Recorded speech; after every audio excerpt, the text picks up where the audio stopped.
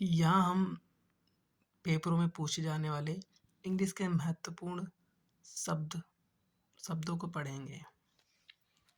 पहला शब्द है हमारा एवरेशियस। एवरेशियस एवरेशियस का मतलब होता है लालची। एवरेशियस का मतलब होता है लालची। एवरेशियस का मतलब होता है लालची। एवरेशियस का मतलब होता है लालची। सेकंड है अनकॉट। अनकॉट का मतलब होता है गंवार, असभ्य। अनकॉट का मतलब होता है गंवार, असभ्य। अनकोट का मतलब है अनकोट का मतलब होता है गंवार, असभ्य। थर्ड है हमारा ऑकवर्ड। ऑकवर्ड ऑकवर्ड का मतलब होता है अजीब। थर्ड है हमारा ऑकवर्ड। ऑकवर्ड का मतलब होता है अजीब। फोर्थ है हमारा एलिगेंट। एलिगेंट एलिगेंट एलिगेंट का मतलब होता है सुरुचिपूर्ण, सुंदर। एलिगेंट का मतलब होता है सुरुचिपूर्ण, सुंदर। एलिगेंट का मतलब होता है सुरुचिपूर्ण, सुंदर। फिफ्थ है हमारा नीव। नीव का मतलब होता है धूर्त, धूर्त, दुष्ट। नीव का मतलब होता है धूर्त, दुष्ट। सिक्स्थ है हमारा निम्बल। निम्बल निम्बल मतलब होता है चतुर, चालाक। निम्बल निम्बल मतलब होता है चतुर, चालाक। निम्बल निम्बल मतलब होता है चतुर, चालाक। सेवंथ है हमारा एक्सप्लोड।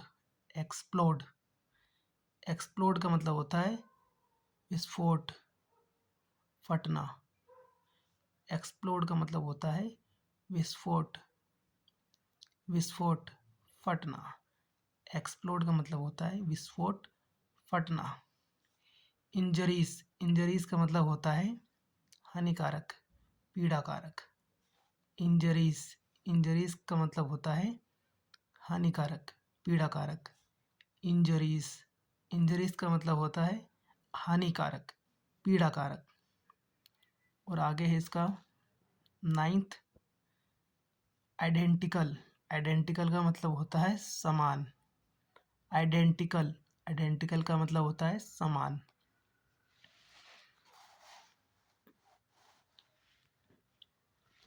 दसवां है हमारा डल।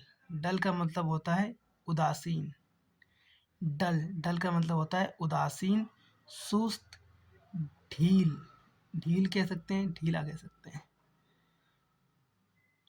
डल डल का मतलब होता है उदासीन, सुस्त, ढील। डल का मतलब होता है उदासीन, सुस्त, ढील। डल का मतलब होता है उदासीन, सुस्त, ढील। केनिबल केनिबल का मतलब होता है नरभक्षी, आदमखोर।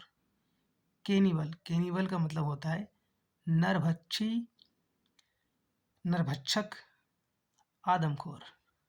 केनिबल केनिबल का मतलब होता है नरभक्षक, आदमखोर। नरभक्षक का मतलब होता है जो मनुष्य को खाता है। आदमखोर आदमी को जो खाता है। केनिबल केनिबल का मतलब होता है नरभक्षक, आदमखोर। लेजी लेजी का मतलब होता है आलसी। लेजी लेजी का मतलब होता है आलसी। लेजी लेजी का मतलब होता है आलसी। और आगे है हमारा ट्वेल्थ इटमोलॉजी। इटमोलॉजी मतलब होता है शब्द साधन या शास्त्र। इटमोलॉजी का मतलब होता है सब शब्द साधन या शास्त्र, शब्द शास्त्र। इटमोलॉजी का मतलब होता है शब्द साधन या शब्द शास्त्र।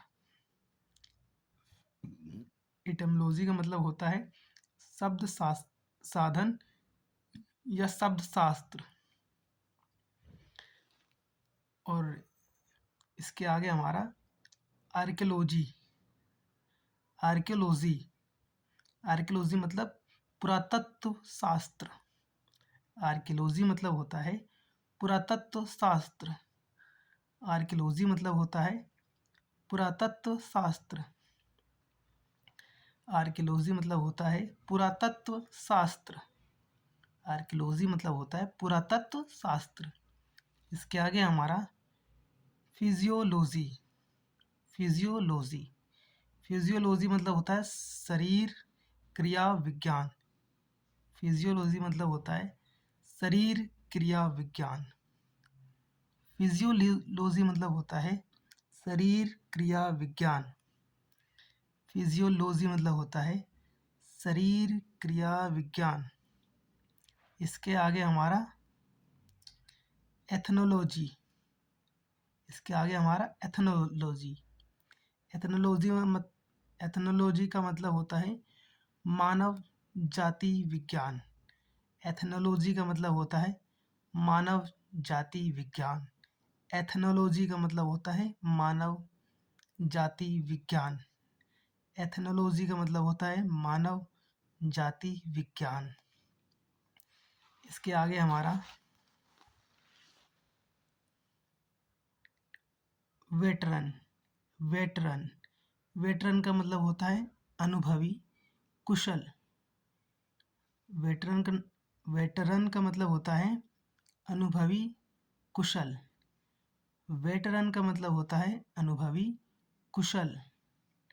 वेटरन का मतलब होता है अनुभवी कुशल। नोविश नोविश नोविश मतलब होता है नौसिखिया या नया। नोविश मतलब होता है नौसिखिया या नया। नोविश का मतलब होता है नौसिखिया या नया। डल का मतलब को तो आपको पता ही है, उदासीन। ब्राइट ब्राइट मतलब होता है चमकदार। ब्राइट मतलब होता है चमकदार। ब्राइट मतलब होता है चमकदार। ब्राइट मतलब होता है चमकदार। नोबल नोबल मतलब होता है महान कुलीन। नोबल मतलब होता है महान कुलीन।